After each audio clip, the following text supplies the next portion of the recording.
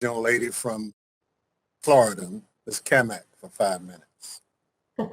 Well, thank you, Mr. Chairman, and thank you, Admiral Schultz, for appearing before the committee today, and thank you for your service.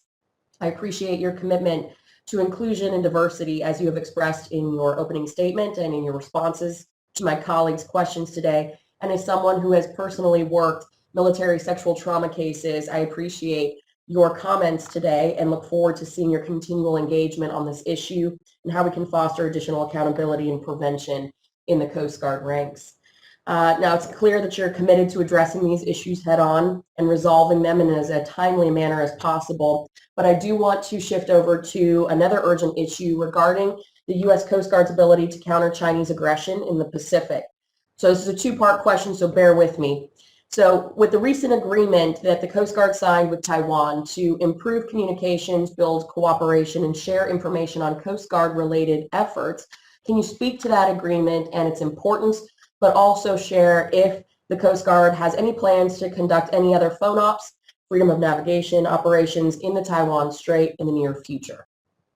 So, Congresswoman, thank you for the questions. Let me start with the second question first. So, Sure. the Coast Guard has participated in some phone ops in the region. One of our national security cutters back in 2019, two national security cutters, the Berthoff and Stratton, deployed back-to-back 5-month deployments each. So they covered about a 10-month period of the year. That was when the Arleigh Burke cruisers, McCain and Fitzgerald, were undergoing repair work. So we brought some capacity to the conversation. It allowed the Fifth Fleet commander some flexibility where they assigned their most capable ballistic missile capable ships, and we could pick up some other duties. We did sanctions work.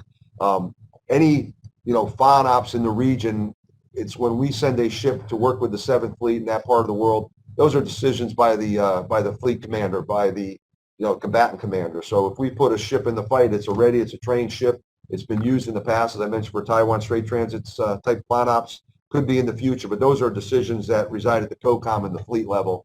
But I will send capable assets upon request to them. To your first question, Congresswoman, here, just on the China threat, it is absolutely a Coast Guard piece to that. And I mentioned about being a recognized Coast Guard. I think that has the credibility that we operate in a rules-based modern maritime governance model. We can bring credibility through our voice. We can bring credibility through our forward deployed presence, which in a fairly small Coast Guard, we think about the Marines as the next smaller service, north of 180,000 people. We're a 42,000 person Coast Guard, but I have demonstrated a willingness to take risks to put as much Coast Guard into that fight as we can.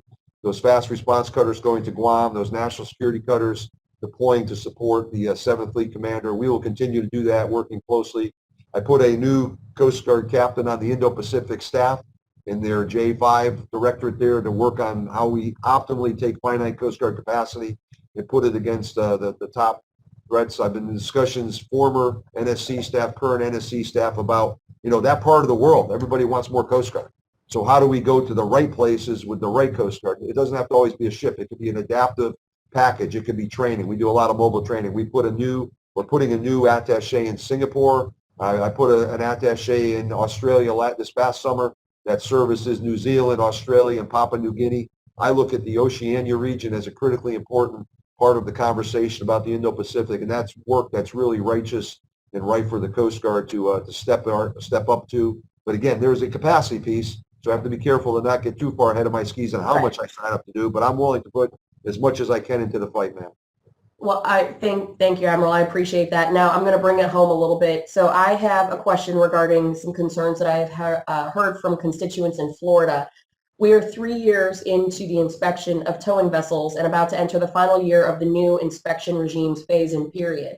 However, I'm hearing from several of my constituents that the Coast Guard is now rescinding certificates of inspection and issuing new requirements on things like certified lifeboatmen and changing policy on manning vessels with automated engine rooms. Can you provide more information as to why the Coast Guard is creating new hurdles several years into a phase-in process rather than focusing on proactive enforcement to get us to 100% inspection over the next few years? Congresswoman, I need to take that back because I'm not familiar with those issues. We are working with, we brought in a large population north of 6,500 or so uninspected towing vessels. I think there's a tremendous uptick in terms of, or upside of that in terms of safety. safety on the water, safety for our mariners that we have a responsibility to do. We're working with, third-party oversight, and there's a split of some of that work remains Coast Guard work, organic Coast Guard work, some of that goes to third party. We've really stepped up our game for third-party oversight to make sure the enforcement scheme are compliant, they're standards-based. The issues you talk about, I'm not sure. My voice is always talking about the Coast Guard being a common sense regulator. If we're making changes mid-stride, let me understand what that is, ma'am. Let me make a commitment to you to research that. We'll work with your staff. We'll bring back answers to you if that's acceptable. I have not heard those issues. We heard some issues about, vessels nosing out, and we worked to find a common sense with the AWO, which represents a large number of the unexpected towing vessels. I meet with them regularly. So I want to understand the issue, ma'am, and then I want to be able to speak to it from an informed fashion if that's acceptable to you. That works great. Thank you so much, Admiral. Our teams will follow up. I appreciate your time. And again, thank you for your service. With that, I yield back, Mr. Chairman. Thank you. Okay, yields back.